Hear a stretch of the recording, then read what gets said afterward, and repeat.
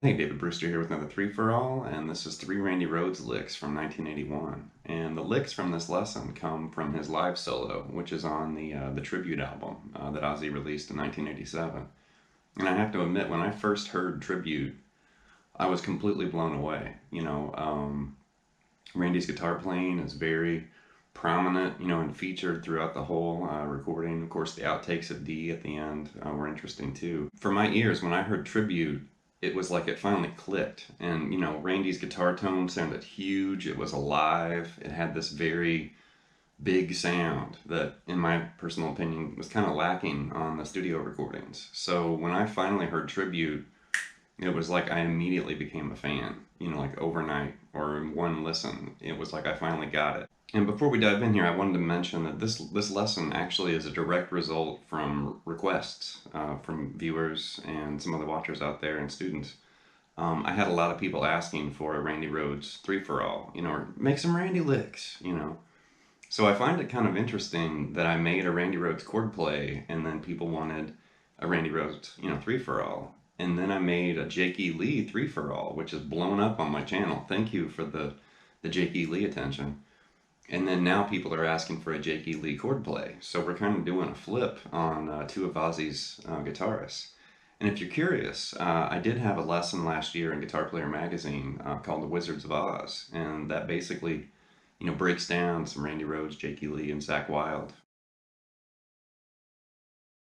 So if you've ever heard the solo, Randy did kind of orchestrate or construct a really cool solo because it kind of begins with this rapid, like A minor pentatonic bass legato lick. And then he starts kind of flying through, A minor pentatonic and A blues ideas.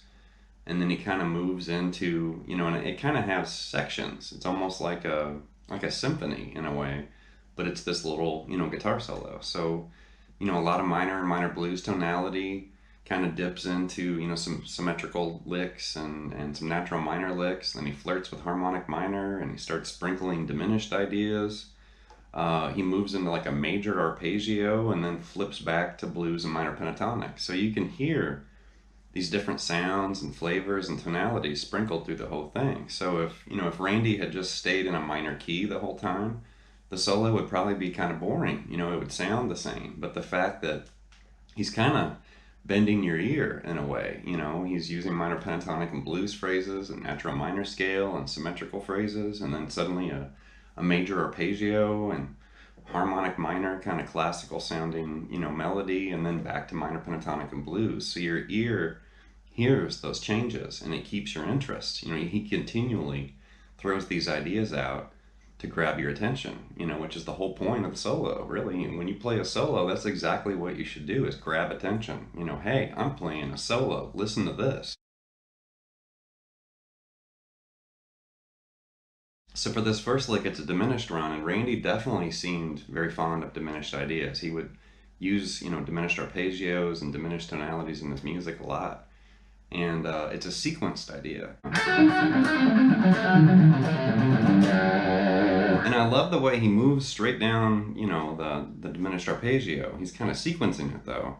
But then he also kind of grabs that G and then, slides to F sharp. So it's like he's kind of dipping back into minor pentatonic and then goes back to diminished again. So, he's grabbing your attention.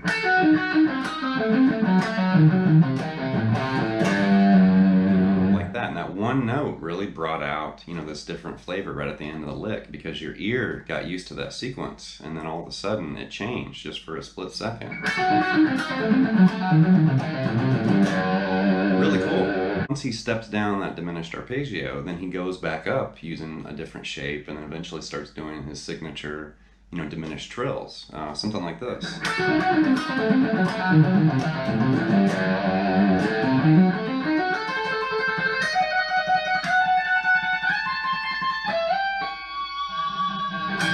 But I really like that last little thing that he does with the slide. And just emphasizes that flat five, which really drives that whole idea home. So that whole lick is cool because you're, kind of sequencing your way lower and then climbing your way higher and then finally finishes, really high on the fretboard. So that's a great little workout, just, piecing those diminished ideas together.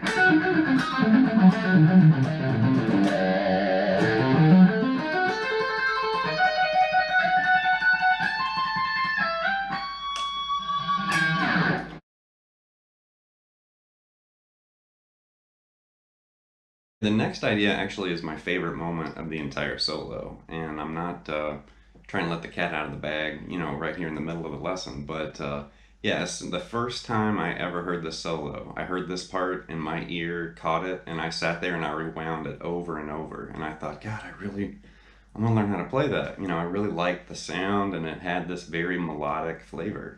It's this part.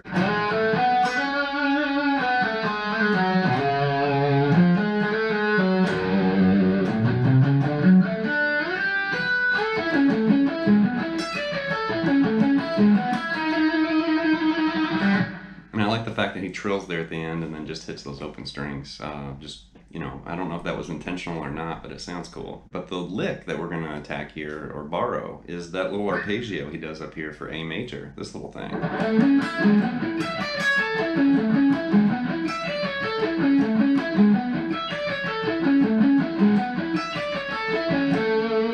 So when I first learned this solo, I actually took that arpeggio lick that I liked and turned it into an exercise just by moving it around the fretboard. Something like this.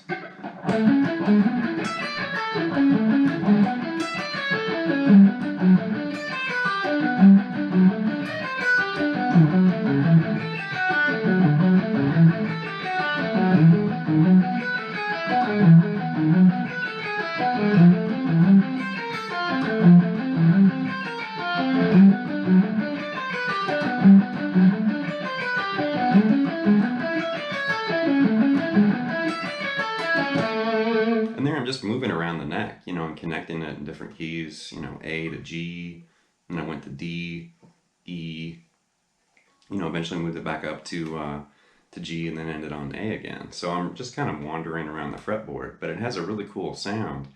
And, that's kind of what I'm talking about is, learn from some of these, solos and these licks that we're looking at, but then do something with it, move it beyond what was originally played and see what else you can do with it.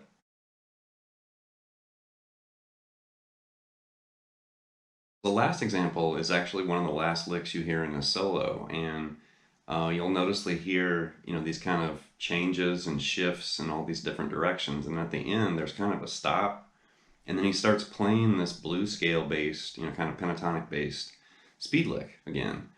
So it's almost like the beginning, where it starts with a speed lick, and then he kind of ends it with a speed lick, and he kind of engages the idea and he starts playing it, but then he starts racing up the fretboard to end a solo. And instead of doing that, I'm just going to take the lick itself and then turn that into a lick or a phrase or a workout or exercise or however you want to think of this. So the lick, it's based around like A minor blues. And that's basically the idea. So slowly, once again.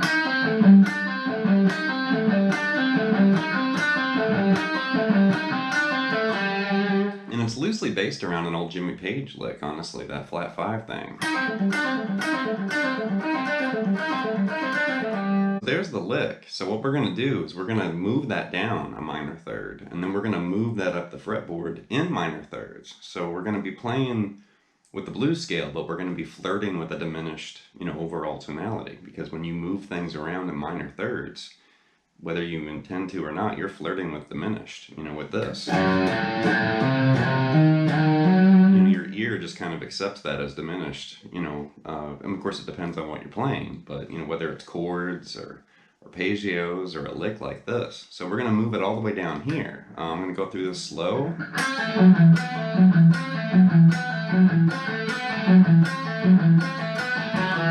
And then shift it up 3 frets. And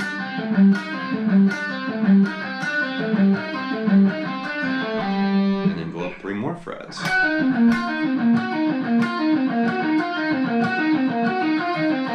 And then 3 more frets, right? And then 3 more. And then if you go 3 more frets higher, you're basically an octave higher than where we, started initially with the Randy Rhoads lick.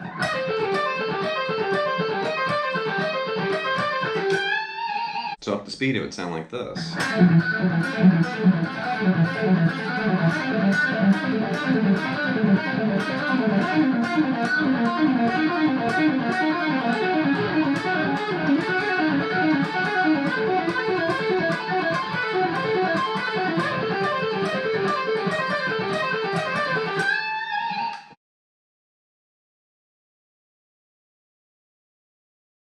That's going to wrap up the three for all with Randy Rhoads licks from 1981. But leave some comments, some feedbacks, and please subscribe to Late Night Lessons. And I'll be back with some more chord play and three for all and additional content very soon.